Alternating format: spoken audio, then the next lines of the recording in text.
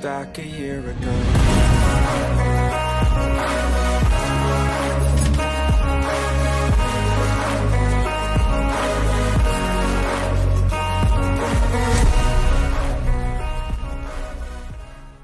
This episode of the Beer Bound Podcast is brought to you by Rolling Hops Beer Tours.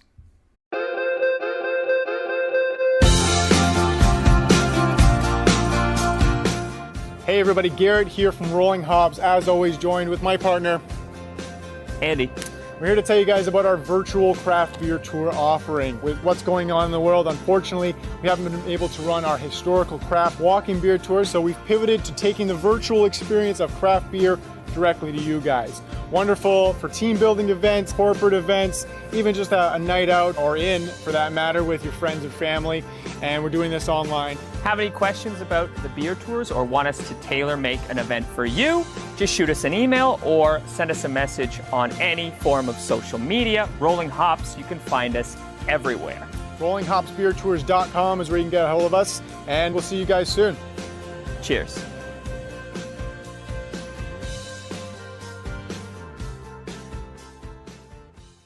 Welcome, everyone, to another episode of the Beer Bound Podcast. We're very excited to be joined by Joshua M. Bernstein. Joshua is a Brooklyn-based beer, spirits, food, and travel journalist, as well as an occasional tour guide, event producer, and industry consultant. Since 2000, Joshua has written for many newspapers, magazines, and websites, including the New York Times, Bon Appetit, New York, Food and Wine, and The Wine Enthusiast. Joshua is also a contributing editor in charge of beer coverage for Imbibe magazine. Joshua is also a prominent beer author. He's written 5 books. These include Brewed Awakening, The Complete Beer Course, Complete IPA, Homebrew World, and Drink Better Beer. We look forward to learning more about his expertise and findings through the past few decades. So without further ado, we welcome Joshua to the Beer Bound Podcast. Hello, Joshua. Hello, how are you doing? Happy to be here. Happy to have you. Yeah, thanks for being here. Joshua, maybe start us off. Who are you? And maybe give us a little bit of context to your relationship with beer. Who am I? That's always such a broad question, isn't it? Who are you and what do you do? My name is Josh Bernstein. I have been a professional journalist in New York City since 2000, beer drinker before that. And then what ended up happening for me is, I've always approached beer from a lover's perspective first. And secondly, I'm also a journalist. And so I look at these ideas about what I drink, and I try to think a little bit deeper about that. So in my early days, I was, I moved to New York, when I was like 21. So I went to a lot of bars, hung out till 4 a.m, woke up the next day and wrote about it. And this kind of led to me getting gigs for like an alt weekly, New York Press, Time Out New York, other places. In the end, like my beats started focusing a bit more on beer. And if you think back around in the US in particular, probably around 03, 04, we started seeing this like third wave of beer really popping up. The initial pop in the 80s was exciting, led to sort of like a slight shakeout in the 90s. In the 2000s, we really started seeing things coming back in a big way. And I was there to write about it. I was curious, why then, why now? Who are the people making this happen? What are we drinking? And I really approached all of my stories from the idea that the beer is the end of the story. Where's the beginning of the story? Which means going back, finding the farmers, finding the brewers, not just the head brewer, but who's the cellarman, who are the people in the labs, who are the people that are creating these great beers that are really changing the way that we're drinking collectively. And that, led to gigs that, it's kind of one of these things like, how do you start? I started writing, one gig led to another gig, I got a job with Imbibe magazine, probably in 06.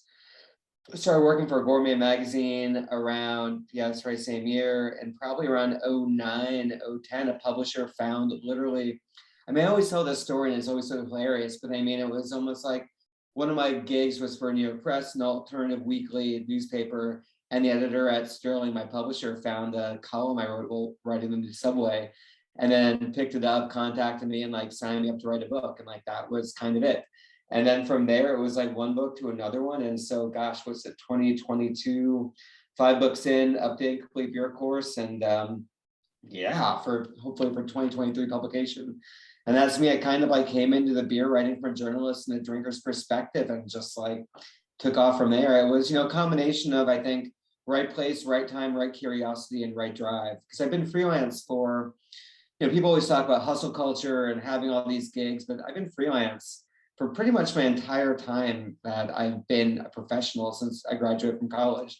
So it's always been about letting my curiosity guide me, finding the right place for the stories, and always wondering what is next. So that's kind of me in a nutshell. And I also started leading beer tours in New York City for fun, and that led into this sort of event production business, which led into consulting for breweries and helping folks out. So it's a big mixture of the books, the journalism, talking to people, being out there, and just like, navigating this crazy world that beer is in 2022.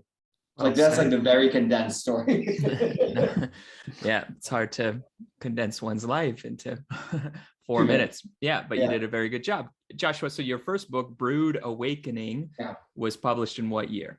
God, that was 2011.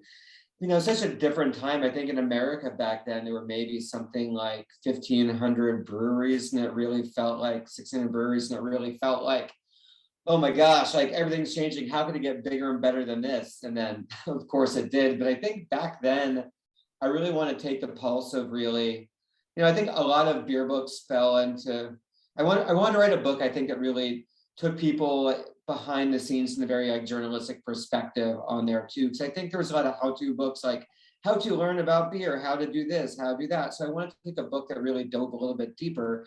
So using my journalism background, I dove in to really talk about these things that were changed the way we were drinking. Like, why are pumpkin beers popping up? Like, remember black IPAs? How did this intersect with the tradition of porters, and how are all these things interconnected together?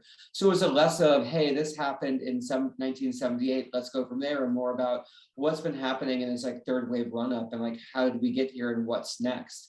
And I think in turn, I think a big through line from that first book was really talking about, America and North America in particular were really instrumental, I think, in changing the perspectives of what people thought was possible with beer. So I think back then it was really a book that showcased what was really the potential for what craft beer could be for people. And the book resonated with folks. And so I was really excited to put that out there. I did that back when I think got a book deal when I was like 31.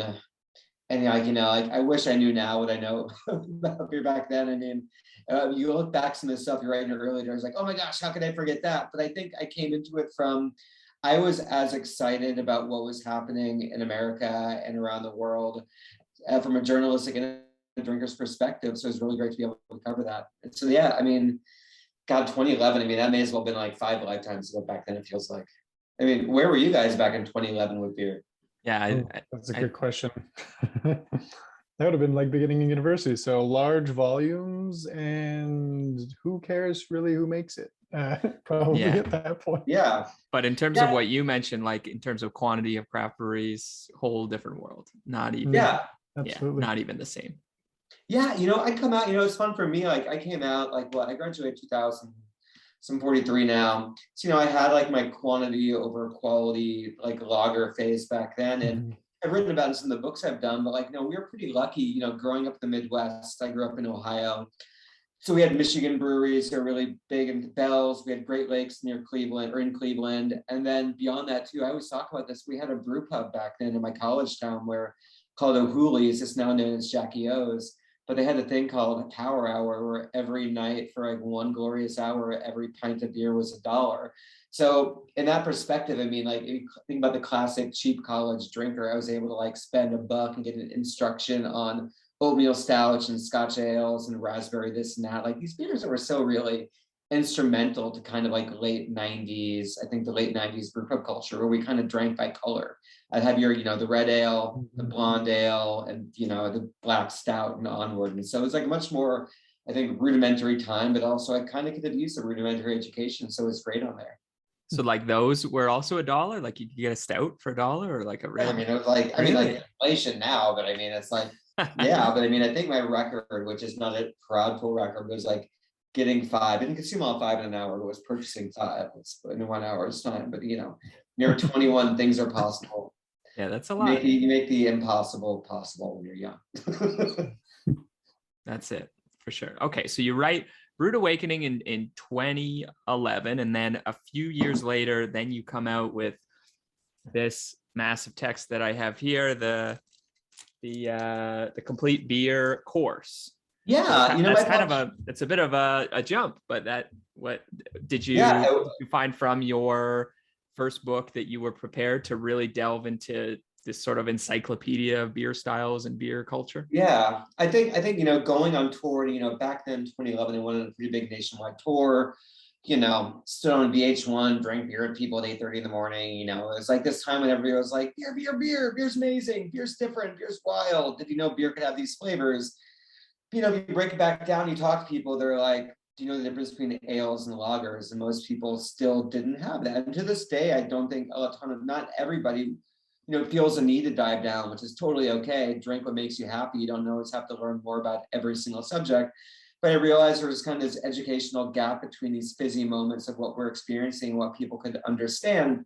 I think beyond that too, more and more people were working in bars and like growing breweries and tap rooms, and we all kind of need a collective, I think, vernacular and understanding of what we are drinking and a way to communicate it to people. I mean, you know, styles are not something that are etched in stone, but they serve I think I talk about in the book, they serve a purpose, kind of like, you know, these are your styles, a pair of sweatpants that can stretch in different directions. But we all know that that this is a pair of sweatpants. So you're able to understand it from those ways. And so, yeah, so my publisher actually, they're one of the more popular titles of the decades was The Complete Wine Course by Kevin Zraly, like super popular, instructive wine book. So they gave me this book and they're like, do this for beer. And I mean, I was like, what?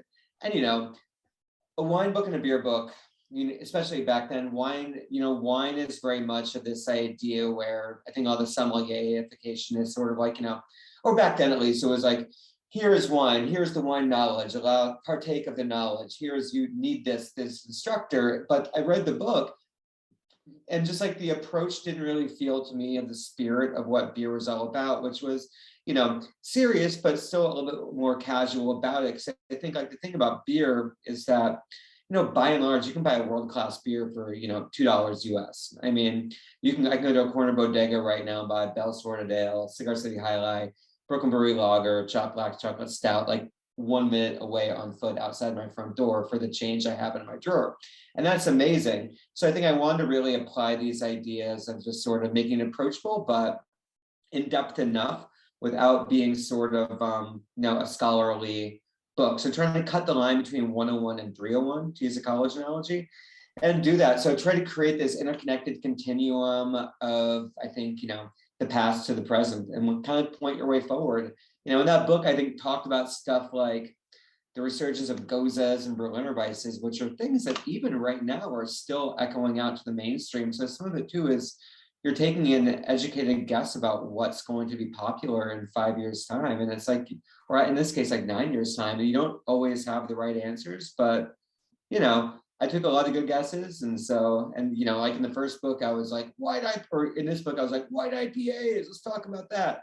And you couldn't really have predicted how crazily the IPA sector changed out from back then too. So yeah, so the way Beer Course came out, like, you know, I think it really helped. I think it served two purposes for the marketplace. Was it really, I hear this time and again, it really inspired a lot of people to get into the beer industry, and it really helped people that are in the service part of the beer industry be able to better, you know, communicate what's on tap to people in a way that made sense. So I think, you know, I think in those levels, it's been proven to be a success on that. So I'm really proud of that. And the book's been translated and it's in Mandarin. There's a Korean edition, a Japanese edition, audiobook. So, you know, you never know when you're, as an author, you never know when you're gonna have a hit book. And so it could be your first book, could be your 15th book. But, you know, that hit the right place and really, I think, helped people out and is really, I think, resonating out today for folks. Yeah, So, definitely. yeah. No, it was definitely, I mean, it's a staple in the beer world. I mean, lots of Yeah. people obviously should be proud. It's a very well-known text in the beer community. So that's very impressive. I don't know if you know Jeff Allworth. I know Jeff, yeah. I was in town in New York City back in October for the Beer Bible launch on Yeah. there, Beer Bible 2 launch on there. Yeah, you know, Jeff and I mean, like at first you're like, oh man, same book, because we both got our book deals around the same time. But, you know, we take a slightly different approach, I mean, to delivering information to people in a way that makes sense in there too. I think, you know, they're both valuable approaches, and it's just, you know, Jeff has a scholarly educational background on there that really shines through in his work. And, you know, for me, I try to take a bit more of a journalistic magazine, even like a magazine approach, where how do we deliver information to people in a, you know, compelling formats that's going to be digestible but not dumbed down. So I think they're both valid approaches, I think, but it's just, yeah, both two books out there. There's enough space in the beer world for 2 beer books. Yeah, absolutely. No, I think they complement each other well. I like what you said about, like, you were speaking with your publisher in terms of making a beer version of like the wine course, because we interviewed Jeff a few weeks ago, and that was exactly what he said. Like, he was in conversation with his publisher about, there was the wine Bible that did very well commercially, and they contracted him for the beer Bible. So it's funny that wine came first a little bit in terms of everyone's awareness of this can be eclectic, and we can make this a snobby enterprise. And now beer's sort of following suit, maybe. Yeah, you know, I think with the Michael Jackson's like really instrumental books, really foundational texts really helped, I think, set the bar for what beer writing could be. And I think, you know, publishing goes in waves, like whatever is popular, what's not popular. You know, you see the texts follow the political storms as well, up and down, and what's our outrage of the day, and like what can we do this? And so it's like the publishing industry definitely follows cultural trends as much as anything else too. And at that point, I mean, I think, you know, it felt like it was time to really approach beer from a different perspective and really push things forward on there, what it could be. So I think it was around that time. We still see beer books coming out there, but the velocity in the publishing market has definitely slowed down as far as beer books. And I think this is also the digital, I don't know, that's the way things have gone a lot more digital as well too, where the entire world's knowledge is encompassed in our pocket. Anytime we go to the bathroom, you can pull up a fact and whatever you want, or even walking down the road. But I still think, you know, create what you're doing when you create books is you're curating a world for people to fall into, and curating a condensed world. And so you can go off from there once you know something about it, but you're in this, the goal for writing a book, I think, is creating a world. And once you navigate this world, you'll come out of this world feeling more confident and armed with this knowledge. And so, I mean, there's never an end of the internet. So you can almost get lost in it, right? When you want to find something, you start looking at something, let's say on the internet, for example, you can go down a rabbit hole. And I find even myself, sometimes you don't even find out what you're looking for. So I'd say that's still a pro to like you said, with books, you know, getting into the world and then understanding it. And it's, you know, dedicated to what you're looking for. Yeah, I fell down a wormhole, was it yesterday? Someone had mentioned something about like 19th century candy pulling. Like, you know, they would like have warm candy and have like candy pulling parties. And it was like a form of courtship as like sugar came of age in America. You know, it was just like candy pulling courtship parties where you'd have like warm, I was just like, it's almost like that dream you have where you open up the door in your house and then it's like, I never knew this room existed. It's like the world opening up in strangely compelling ways. Candy, I think the first time I've ever heard of candy pulling. Yeah, that's interesting. I bet you'll Google that within the next absolutely, probably. Or maybe it's candy stretch. It's either candy stretching or candy pulling. One of those two. Candy stretching courtship. Yeah, yeah, but courtship, and it's like, you know, that's how you get together. I mean, it's like a little bit of sweetness in all senses of the word. Bring it back. Sounds like something pretty hip that you could bring into the mainstream once again. But okay, so Joshua, so you have 2 successful books, one in the Complete Beer Course, does pretty well commercially. Then in 2016, I believe, this is a bit of a softball question, but you come up with a book that focuses rather in the IPA. In 2016, it's a little bit obvious, but here's a question for you. Why write a book about the IPA in 2016? You know, I mean, it's a little bit naive to say it right now, but I thought we were starting to reach like close to reaching peak IPA. And IPA had become so many different things altogether too, that was really hard to pin a point on like what are all these different things. So I want to write a book that really dove down and talked about, why are IPAs popular? Why are they happening now? Grounded in history, but also talk about things, the producers around the world, that's showing it's not just a, West Coast or East Coast phenomenon. That's something that's truly taking root. And like hops, the excess usage of hops is, I think, one of the defining elements of modern beer overall. And so IPA has been nothing but a shorthand for flavor, and flavorful expression takes shape in any forms. We saw, English and session and red and black and wild and on and on and on. And it's confusing, but also exciting. So I want to write a book that really talk about producers, how these were changing the game. And the book came out in 2016. I remember I was in Portland, Oregon, doing promotion on it, and hazy IPAs were really starting to take off back then. And somebody picked up the book and they wrote something about Southern California brewery. It was Modern Times, and they're like, "Oh, we know they're doing hazy IPAs now too." And I was like, "Huh," And it's like you're always like, books. The challenging part about books is like they're locked in amber. You're not going back and updating them on the fly like you would like a web page or something like that. I think the book, I was really happy that the book turned out. It was also pretty wild that, IPAs did not just like cease to evolve. It was not just the evolution of that too, but the evolution of like hops that have come out and hop products that are really, I think, driving what IPAs can be nowadays.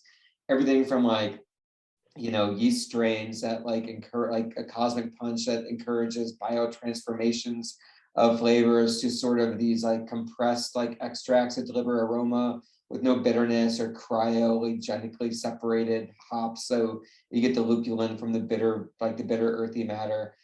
I mean, those things hadn't really come out down the pipeline, so it's really hard to predict what they were going to. You can't predict where things are going to go if things don't exist yet. And so on there, so I think, so IPAs kept evolving, but, I still think, the book serves, it's still, people pick it up today and still enjoy reading it. I think but you're never going to, with the beer world, it's perpetually moving target. Every day there's a new beer release, every hour in Toronto, like dozens of new beers are probably being released today, dozens of new beers in New York City today. Last week. Yeah, I mean, it's impossible to always do it, but what you can do is, I think, create kind of, a sign or a guidepost for people.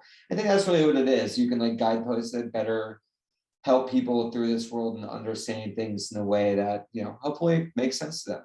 So that was 2016. And, that book sold out of its runs. That did pretty well too, but on there, there's it's hard talking. I'm just how much I've talked about this, but publishers all have different expectations and goals and print runs and things like this too, and velocities that they expect. So it's really the market. It's incumbent upon the market to see if you're going to do a second printing or a third printing, or if you're just going to sell out, like sell out your first run and like make it there and make it the day. Because I mean, the reality is most books are flops. And like, I mean, the large share of books are not like global sellers, and authors are not making, they're not making scads of money off of books in this day and age, at least.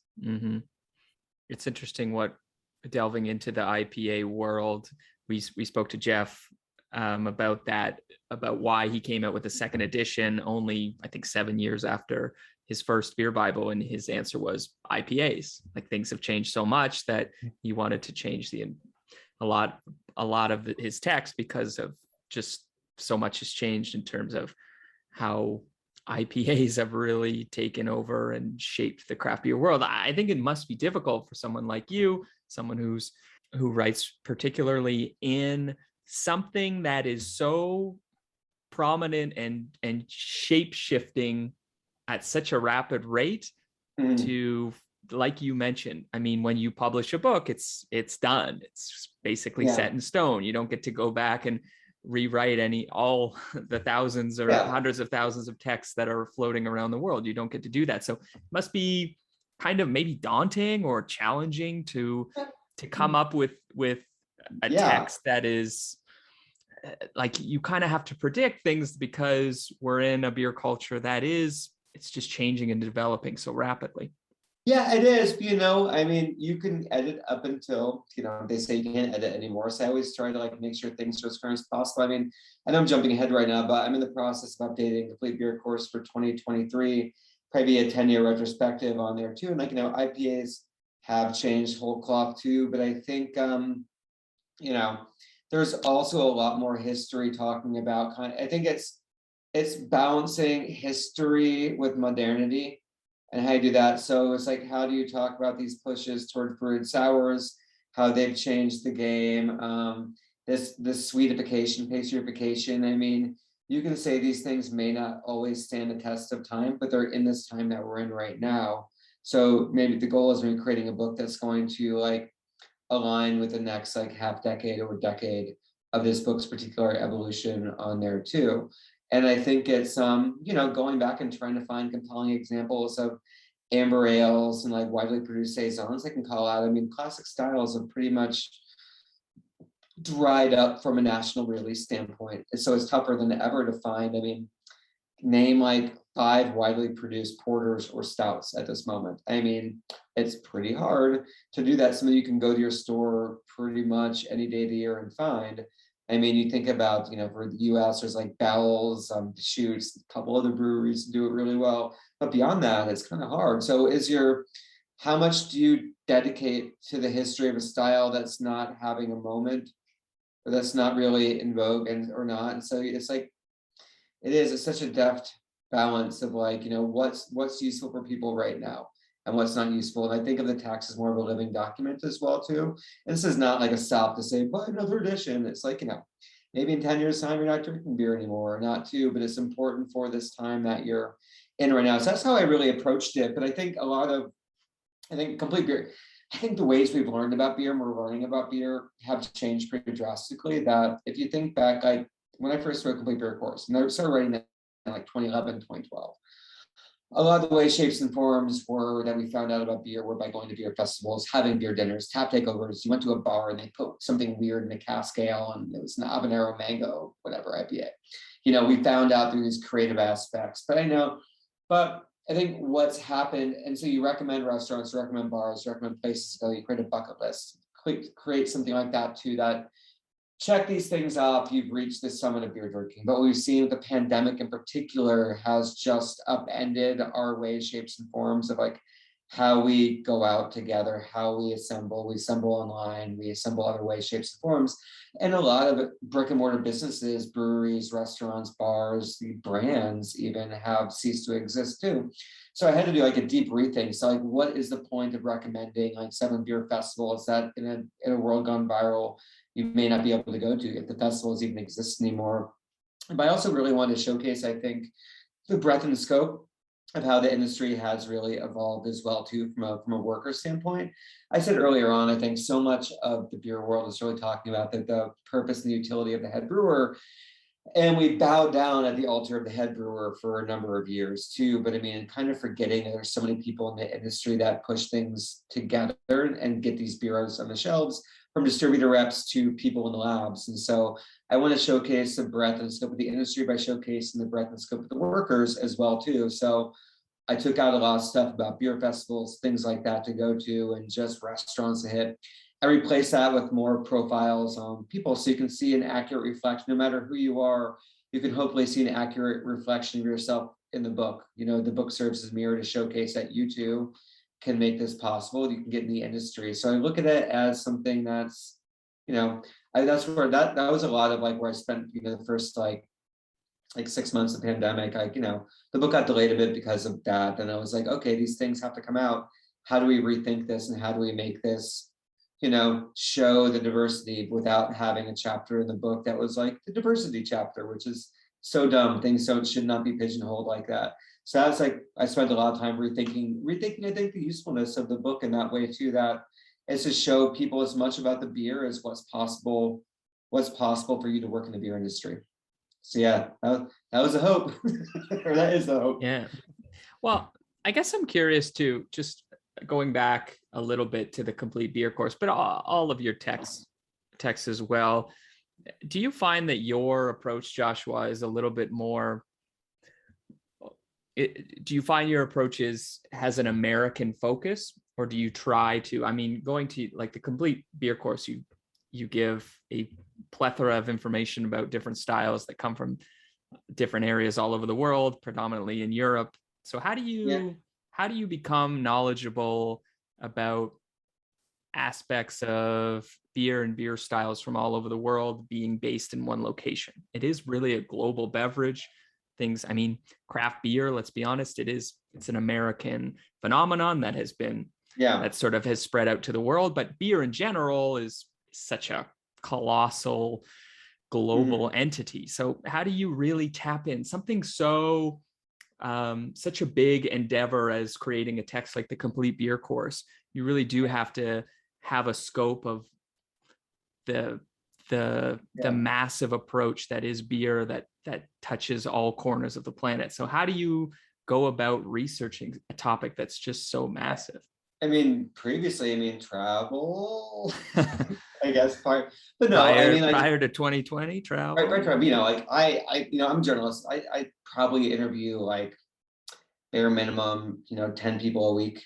I think I would like to say for stories. I'm perpetually working on 5-6 stories too, always asking questions, try to include an international lens on there too. But I mean, I think you bring up a good point, which is just that it was a lot easier to talk about a global phenomenon happening when there weren't as many examples popping up in, let's say, modern craft breweries in Brussels, or things happening in, let's just say, like South Korea. How do you figure out what's happening there too? And I mean, I think at this point, it's truly impossible to create a book that touches everybody's beer scene uniquely and distinctly, and it's just not possible. What's happening in Mexico and different states of Mexico is different from what's happening in Toronto and what's happening in New York City. And like beer scenes, it used to be much more of like a interconnected global web.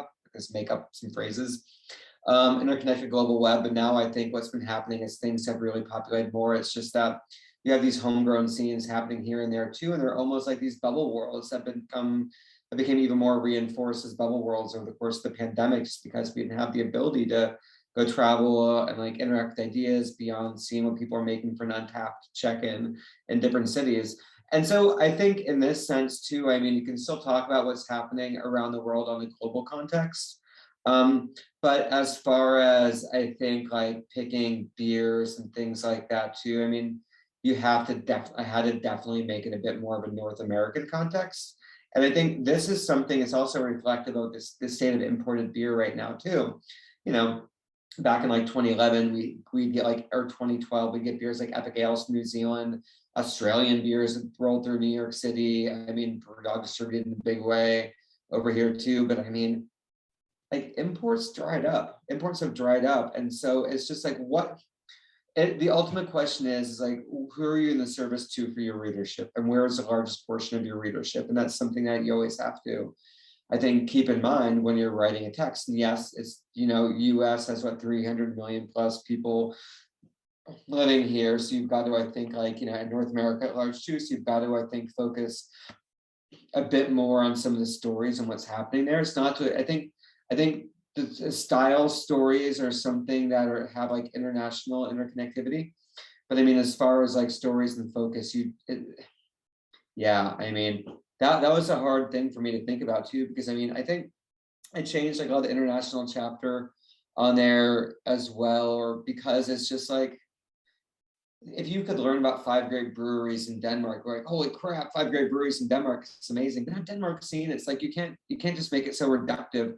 All of these countries deserve like their own books unto themselves about how things have gone. So yeah, so it's different ways, shapes. If there were to be additional international editions on there too, I'd like talk to the publisher and be like, how can we change some elements of this to make it more focused for your local audiences and things along those lines.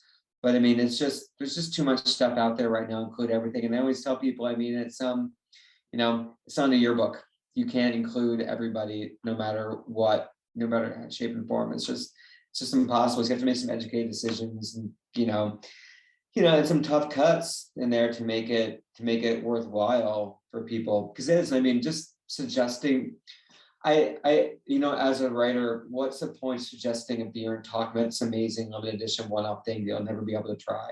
It just promotes FOMO, promotes this aspect of something you can never try. So I think as a writer, I'm very cautious about not just like thinking about stuff you'll never be able to get again. I want beers in there to like, and I think is with the book, the best way I've always felt to educate yourself is to drink. And what's the point of trying these things if they're not, or talking about these things if you can't actually get them? So yeah, I mean, international beers like DuPont, like Rodenbach, they're all in cans now to try to curry favor in these marketplaces. So things are changing, but I mean, the way, shapes, and forms, Belgian beer bars, all this stuff. I mean, it's just like, we don't, these old ways and these old temples, that don't exist in the same ways they used to.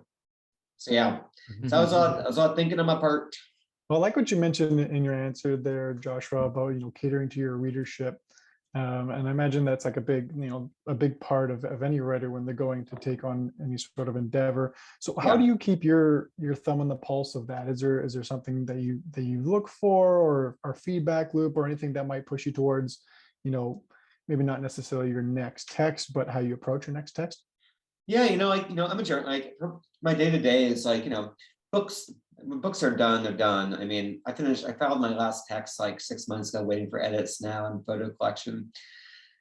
So I'm actively working. I think I mentioned like on anywhere from 5 to 7 features at any given time. And I mean, it's just about, paying attention and thinking about things in the broader picture. So here's a good example. So, hazy IPAs are everywhere, right? Left and right, went from like a Northeast phenomenon to an international like takeover. And so if I started noticing over the last few months, I was just like, okay, more people are coming out with the West Coast IPAs right now, but their West Coast IPAs are being rebooted with like more hazy IPA mentalities. And I'm like, what's this about? So it was like, I started thinking about it, like talking to people, and it turns out it's just like, hazy IPA was a zig, and now people are zagging back toward West Coast IPAs. What they're doing is really rebooting of hazy IPA sensibilities with more modern tropical hops, extracts, dropping the bitterness, dropping the ABV a hair on there too. And so I was like, okay, that's a story. It's like a trend focused piece that's talking about why this is happening. So I talk to people and they're like, oh my God, our West Coast IPAs are bestseller now, our hazy IPA sales plateaued. So you back up your hypothesis of real world, I think, findings on there, and then all of a sudden it's a story. Or I think, I just did a story from the New York Times about 2% and 3% beers. I interviewed in your neck of the woods, Luke from Godspeed. They've got a 1.5% beer, Baby Svetli. So saw that. I saw other 2% beers popping out there, and I was just like, okay, there's this whole aching market that's wide open. But we always talk about beer between like something and nothing. What about a little bit of something? And so, historically in the UK, there's like these big drinking traditions where moderation based upon taxation and post-war rationings and blah, blah, blah, all these other factors. So I started thinking about this and looked around, and I just noticed that in response to dry January, a lot of breweries were coming out with like 2-3% beers to kind of hit this moment of they're not going NA, they're going there. And I was like, okay, everybody's talking about NA for January. They're talking about total abstinence, dry January. But what about something that's in there that's just like a touch of beer? And so it was a story. And so I wrote about this, so it's just really, I think, about paying attention to where people are going off course just a little bit, or even like looking, ever in the pandemic, in the beginning, it was like, they're dumping beer, and I wrote the dumping beer story. But you think about these like other effects. So my story just came out, I think, today in VinePair, another client, about during the pandemic, college athletics lost people coming to college games. So you lost all this revenue and people coming there. So it's like, what do you do? How do you make money back? Booze. So a lot of colleges and conferences changed their laws, allowing for sales at games, partnering with breweries on co-branded college athletic beers. And so it's like, why? So you start unwinding all this, and it's like, okay, net cause is colleges need more bucks, pandemic exacerbated the need for more dollars in athletics departments. And you just start thinking about things, I think, in a lot, and just like in this like big interconnected way. And like a lot of the root cause is money. I mean, money drives innovation, it drives collaborations, it drives a lot of things. And so you look at where people may need more money sometimes, and it's like that's a story right there. I mean, beer is a business. And that's like something that we always that it's easy to forget that beer is a business. So how do you make the bucks happen? How do you do this? And so for me, it's really just like paying super like laser focused attention on what's happening and like, registering it in your brain. And it's like one thing happens, great, two things happen, pay attention more, three things happen. Like, okay, the rule of three is three means something is happening in different parts. So you try to stitch it together and see if it's truly a story or if it's just something that's like, or if it's just something that a couple people are doing for fun and games. And yeah, I mean, on that pandemic thing, I think, what's the other story? This month in Imbibe magazine, I wrote a story about, what did breweries do in the pandemic? They turned to to-go beer. To-go beer sales did that too. What other food became a shining success story that's also to-go? Pizza. So what I started noticing is that a ton of breweries started pivoting toward making their own pizza, doing these own things. They had like two forms of to-go foods that would help them survive throughout that. So you start looking at all these things together, and then you see the deep affinities. Then you realize that pizza fermentation, easy to understand, but also the regionality of American pizza styles, like Detroit style pizza, South Shore style bar pizza. I mean, on and on. That the regionality that applies to beer can also apply to pizza. And if you're a smart brewery, you're going to double down on regionality, and then having pizza there allows you to draw in different crowds to your place that may not go there for beer, but they'll stick around for 2 beers and take a 4-pack home along with a stack of pies. So that's how I think, which is kind of my brain, but I have no idea. But that's like my brain. I start thinking about all this stuff and seeing why these are happening, connect it, dive down, find the bigger story, and then find the bigger story that goes beyond that. But I mean, I have so many different audiences, and so if I write a story for Imbibe Drinks Focus magazine, it's different from a New York Times story, which is different from a Men's Journal. This month I had a piece talking about why we're moving towards Czech style lagers, and like as like 10 degree Plato, 12, just like classic Czech lagers, what's happening right now. And so how do you make that accessible to a broad audience? And so it's always about or 750 Daily, the West Coast IPA thing, is going to be more like, slightly a little bit more businessy, talking about these things, but definitely still relatable, and on and on. So that's how I do it. Pay attention, look at shelves, look at social media, like when you can. I mean, I file away press releases, and like sometimes like 9 months later, I'll just see the rhythm start to appear there and go back to them. That's what I do. It's pretty good methodology. I hit my deadlines, and I write pretty clean copy. And I was a columnist for 7 years for New York Press. I used to copy edit for magazines like Rolling Stone, Men's Journal, whatever, Us Weekly. So it's like I can hit deadlines, do this, and I'm good at spotting things as they happen and making it contextually make sense in the broader world. Like making the arcane accessible to people, I guess, and connecting dots where dots didn't seem like they existed. Mm-hmm. Joshua, do you have a podcast? Because if not, you need one.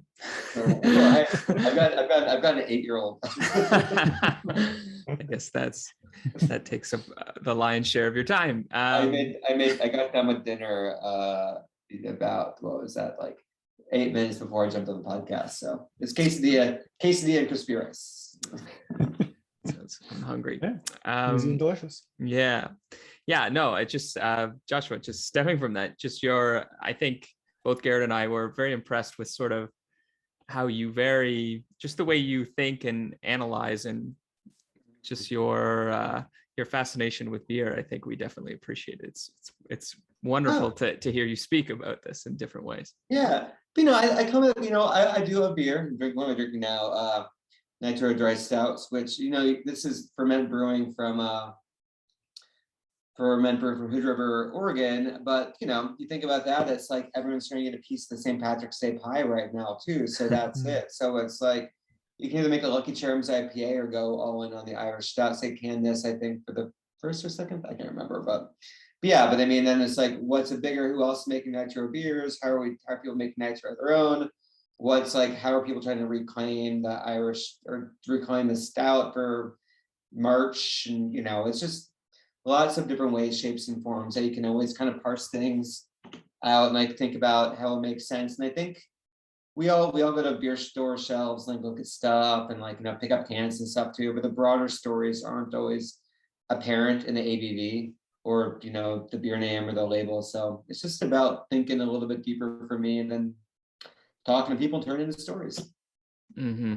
Yeah, it's wonderful. Okay, we got to get into this. I don't want to miss this. Let's talk a little bit about home brewing, because this was sort of the focus of your fourth book. Yeah. Can you tell us a little bit about your experience with home brewing, why home brewing is such a massive interest in many Americans, but not only Americans, kind of spreading all over the world? What is this home brewing craze that we find ourselves in? I think the craze is gone, unfortunately, with like widely accessible beers everywhere. But I'll start. So, back in like 2007 or 8, I want to say, my friend Sean, he and his then wife, they lived in New York City. He was a home brewer. We did this thing called, we went to bike ride different home brewers' homes and drank their beers. And it was like this roving party homebrew things, New York City, super fun. But like by the end, we're like walking our bikes. Terrible idea to bike and drink like that many beers. But New York City Beer Week, the following year, the founders asked me to put together, some tours. So I did one was like a scary dive bar tour. Like, I had this idea that people always think dive bars are terrifying, but it's really the frat bars at 2 a.m. Dive bars are just like scary on the outside, but have like teddy bear hearts. By and large. And then the second one, homebrew tour. So we went to different homebrewers' homes, tried their beers, like a roving voyeuristic house party. You don't know where you're going to go or where you're going to start. We did one tour thinking that was going to be the end of it, but it was really popular. We're like, when's the next one? So the next one led to a next one, led to a next one, led to a next one. So for pretty much the next 10 years, give or take, like me and I had a couple other people that helped out toward the end, would lead these tours every month, give or take, to go in different homebrewers' homes, trying their beer. And these people, these men, women, everyone in between, ended up opening up a number of pretty much all of New York City's breweries. Most of them came from people that were on New York City's homebrew tour, Single Cut and Finback and Wild East and Strong Rope and on and on and on. We're all people that were on these tours back then. So I started thinking about with the homebrewing aspect, and like, I'm a terrible homebrewer. I don't really homebrew that much at all. That's just the reality. But when you spend all of your days writing about beer and then drinking beer as well too, you don't have as much time to brew beer in there too. But which could be a cop out, but whatever. But I think. But with that too, so I really wanted to showcase. But I think like American homebrewing in America, I think really. American homebrewing really changed the trajectory of beer in this country, that so many of the breweries stem from these early experiments in homebrewing. But hypothesize that what's happening in America is happening around the world too. So I want to find people all across the globe that really, I think, showcase how do you brew beer in the desert? How do you brew beer in South Korea? How do you do it in China? How do you get the hops? What do you do? How do you sell it? Can you do it? Can you not? So I want to really take a global perspective and showcase that homebrewing, I think, is not just an American phenomenon, that's a global phenomenon. And what really struck me as well too, that a lot of homebrewers that became brewers in South America, so much of it was really about if you could speak English and read English. If you could, you had access to text and knowledge. This is pre-internet days, right? Or even early internet. I mean, you had access to text and knowledge to understand how to brew. You could read Charlie Papazian's books. You could read John Palmer's How to Brew if you could read English. Only in the last couple of years, I think, has Palmer's book been translated. Some of these books are being translated into other languages, which are helping people out too. But it's really about the understanding the English language affording you the keys to learn the secrets to brewing, which is crazy to think about. I wanted to show just how much people brewed around the world and around the globe, and did that too. So did that book, came out in 2018, which was unfortunately the exact moment when I think we're starting to reach, you brew because what people brewed originally because they wanted to create something that didn't exist, and all of a sudden what didn't exist existed everywhere, and there's big accessibility to it. So home brewing wasn't a necessity as much of like a curiosity and like, a hobby and a luxury. So I think the role of homebrewing changed. And unfortunately, the book, I'm really proud of the way the book turned out, but unfortunately, I hit it at the wrong time. Not every book's a hit. That book didn't hit, but it's funny, because the book, I think, went out of print right before the pandemic when everybody had this sort of like newfound, we're stuck at home, what can I do moment together. So, it's really all about timing on there as well. But I was really happy with the way the book turned out. I still think it's a fascinating read and a document of a time and a place. And it's just, just got to be real with yourself and realize, like if you liken it to a band, you don't know, not every album is going to go really well, and people always have their favorites. Not everyone's going to buy everything in your, discography. So that's okay. It's just really about, I think, you're disappointed, of course, but just learning to accept like the failures and pushing on. I wouldn't even consider it a failure. It's like, it's just the book industry really has changed in the last like handful of years, just with people not able to go to bookstores. Like, I think like the inability, like how do you find recommendations? Everything is fed through algorithms.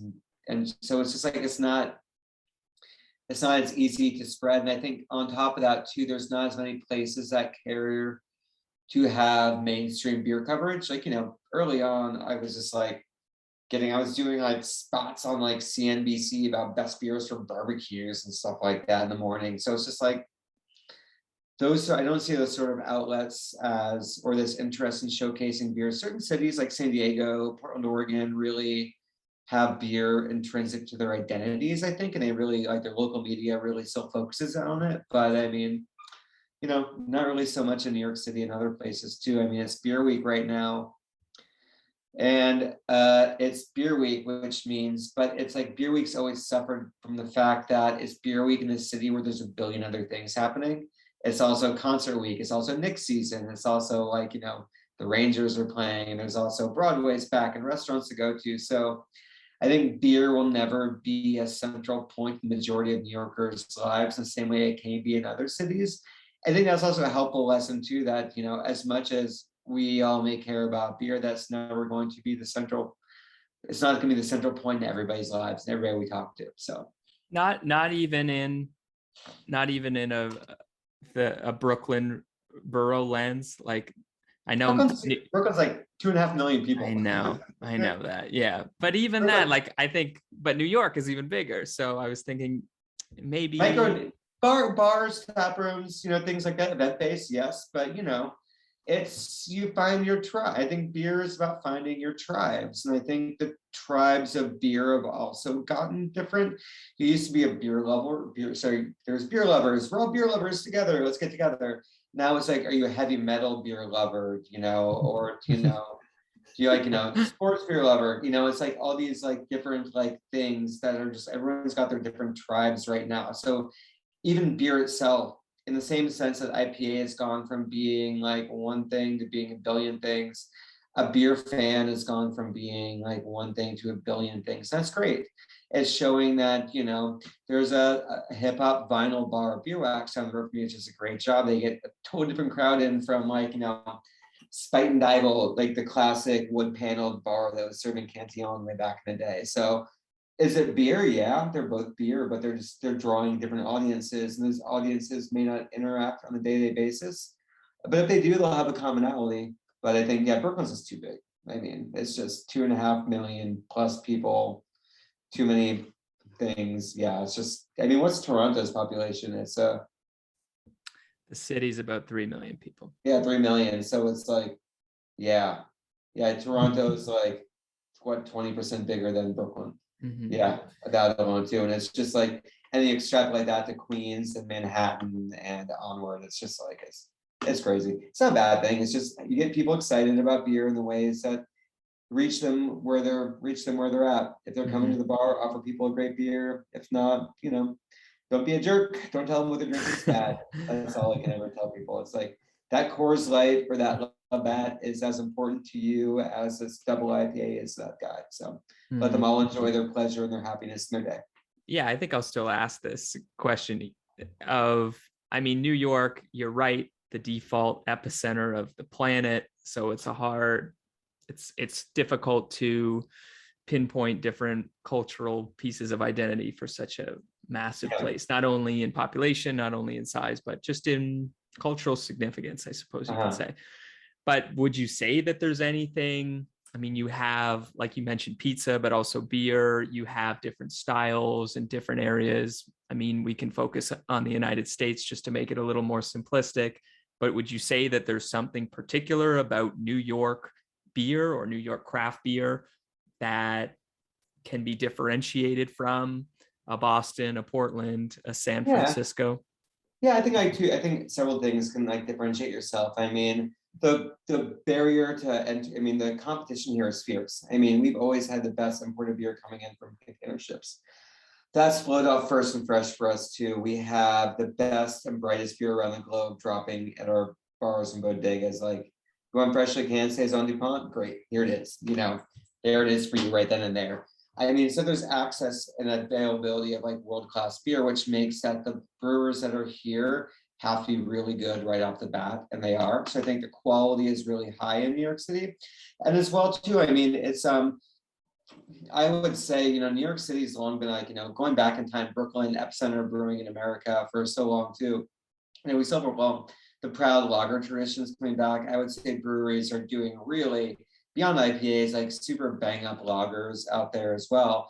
And the New York State Farm Bill, I can't remember the year it went into effect, but really encouraged producers of like native like grains, you know, native grains and hops, and like sweeten the deal with licenses for producers to be able to make, if they decide to make beers with those things. So what that ended up doing is it really is starting to give, now that these producers are starting to come into their own, and the grains are much better, higher quality, hops are speaking with a distinct terroir to like New York State soils, that we're creating, like, I think, like, you know, very distinct, I think, like New York State beers. And I think there's also like a pride and a comeback we're seeing now as well to stuff like cream ales, like Jenny Cream Ale, upstate seeing a lot more sort of craft is not the right word, but more indigenous takes on the style. And it's like something, there are very few like, it's something that I think New York State is slowly starting to really wrap its head around, that this is like our native style here. So we're seeing a lot more cream ales as well too.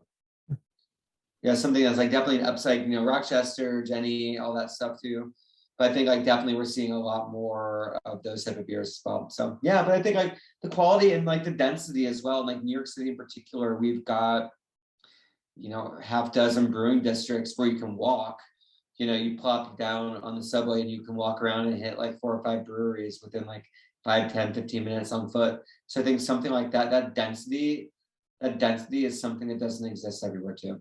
Yeah, absolutely. Well, Joshua, we want to be respectful of your time. We're coming up on our hour mark, believe it or not. But I think I just want to end with one final question, just on your most recent book, which I think came out quite recently.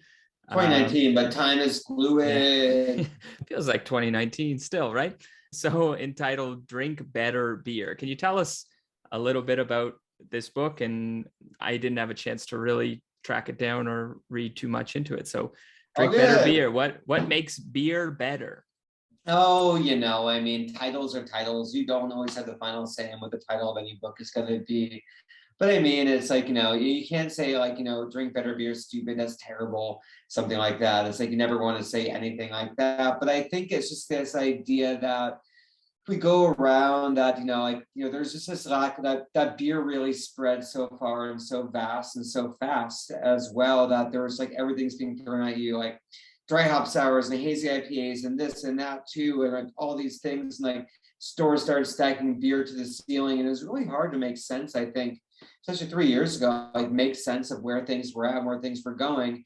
So I'm like, so I wanted to like talk to people, you know, tackle some really like modern questions people don't really think about, like distribution, you know, like biotransformations of hop, things like that too. Like, how do we know if a beer is bad once you send a beer back? What are things like that too? But instead of me just being like, here's what I think, y'all, I interviewed, 150 plus people across the spectrum of the industry to really kind of like pinpoint, like figure out what they thought we could all do collectively better, and to understand and like arm yourself with the important knowledge, I think, to like confidently stroll into any store and like feel good about what you're doing and be able to converse in a way that, you know, there's I think we can have this, like, it's like the French restaurant fear. How do you pronounce this? I don't want to get this. You want to sound like an idiot.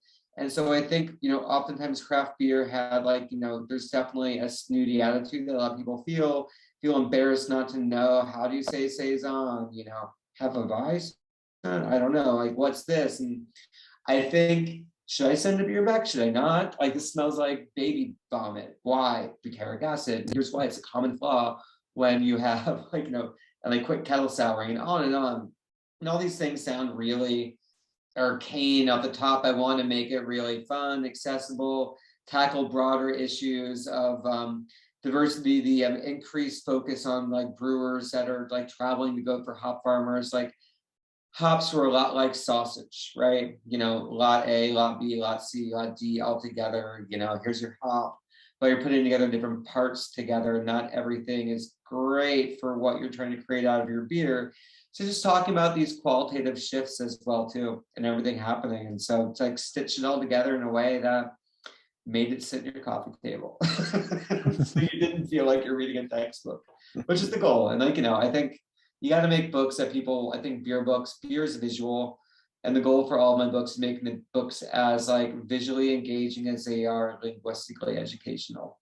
So it's like put these two together, because beer is a sensory thing from sense, the scent of it, the taste of it, the way it looks, the way it feels. So I want like the beer books to feel as like vibrant as the freshest like IPA can that you picked up last weekend. It's a great way to put it. That's a book I want to read. Yeah. So I don't know. So that's what I did. Put things together. Well, Joshua M. Bernstein, make sure to check out one of his books. I recommend definitely The Complete Beer Course. It's definitely a wonderful resource text for individuals who want to really delve into the complexities of beer, but also for individuals who just want to learn a little more. I think it's it's written rather in a way that's very diverse for many different readers. So Joshua, thank you so much for your time. Joshua M. Bernstein, journalist, author, beer extraordinaire. Joshua, we look forward to chatting again soon. Thanks so much for your time. Also, dad and dumpling eater. Dad and dumpling eater. Joshua, I love a good dumpling. Thank you so much. Look forward to chatting again soon. No problem. Thanks so much for your time, everyone. Have a great rest of your night. Thanks. Take care. Be sure to subscribe to stay up to date on all our interviews and beer-related content. Remember, craft beer is here.